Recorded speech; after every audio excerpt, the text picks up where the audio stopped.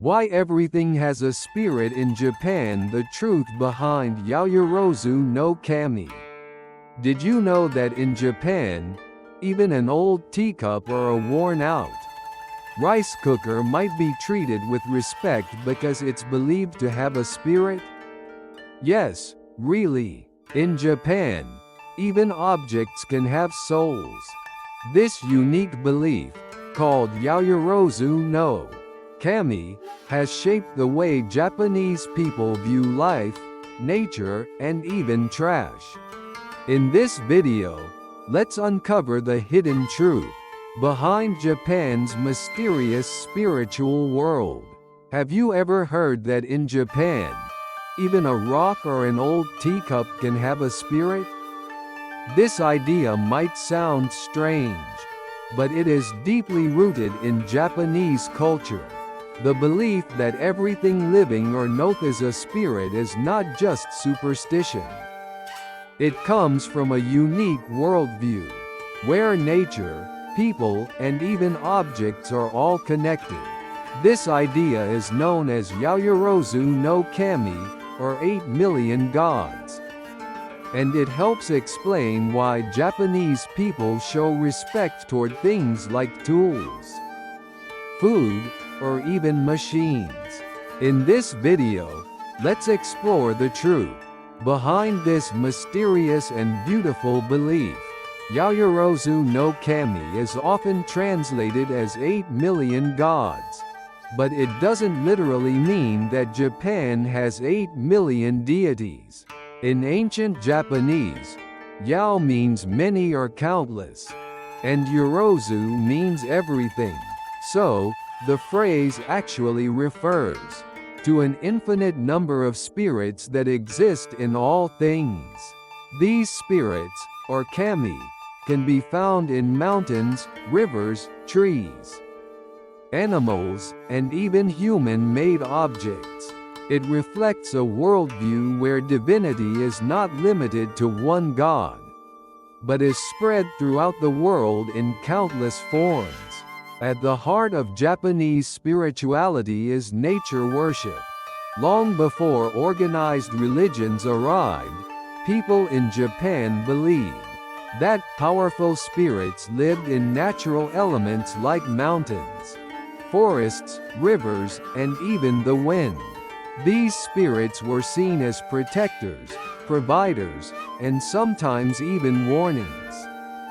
For example, Mount Fuji is not just a mountain, it is a sacred being. This deep respect for nature shaped daily life and values. By seeing nature as alive and sacred, people developed a mindset of harmony, gratitude, and humility toward the world around them. Shintoism is Japan's native religion, and it is closely tied to the belief in Yaoyorozu no Kami. Unlike many religions, Shinto has no founder, no sacred scripture, and no strict rules. Instead, it is a way of life that honors the spirits in nature and everyday things. Shrines, called jinja, are built to house these kami and serve as places of worship and connection. Shinto rituals often involve purification, offerings, and gratitude. It is a religion of presence and respect, reminding people that the divine exists all around them, in both the grand and the humble. In Japan, animism isn't just an old belief, it still lives in daily life. Many people feel that even objects like old tools, broken dolls, or worn-out rice cookers deserve respect. For example, there are special ceremonies like Hari-kuyo, where people offer thanks to used sewing needles before retiring them. These customs reflect the idea that everything, even man-made items, has a spirit. By showing gratitude to objects, people also learn to value things and avoid waste. This deep respect for objects is one reason Japanese culture is often associated with carefulness and mindfulness. In English, kami is often translated as God, but this can be misleading. Kami are not all-powerful beings like the god in monotheistic religions. Instead, they can be spirits of nature, ancestors, emotions, or even ideas. Some kami are grand, like the sun goddess Amaterasu, while others are humble, like the spirit of a small stream or a household object. Kami are everywhere and can take many forms. This flexible concept makes Shinto very different from Western religions. It teaches that divinity is not distant or separate but present in the world around us. When Buddhism arrived in Japan from China and Korea in the 6th century, it didn't replace Shinto.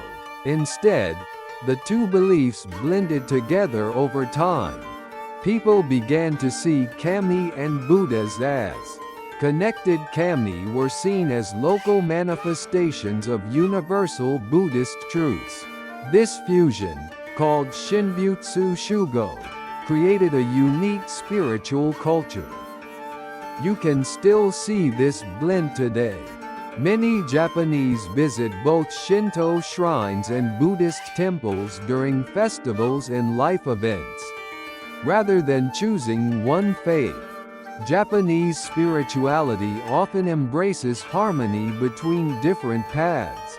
The belief in Yaoyorozu no kami deeply influences Japanese culture, from traditional practices to modern media. Shrines across Japan reflect the idea that spirits live in nature. Even in anime, this belief appears often. Studio Ghibli films, like Spirited Away and Princess Mononoke, show forests, rivers, and even creatures as sacred beings. These stories reflect the idea that everything has life and should be respected. Whether it's a temple festival or a popular movie, the concept of all things have spirit continues to shape the Japanese way of thinking and storytelling. Even in today's high-tech, fast-paced society, the spirit of Yaoyorozu no kami lives on in the Japanese mindset. People often treat things with care, removing shoes before entering a home, cleaning spaces thoroughly, or saying itadakimasu before meals to show gratitude. These actions reflect the belief that everything has value and deserves respect. This mindset also influences eco-conscious behavior and craftsmanship. Whether it's recycling, repairing instead of throwing away, or making quality products.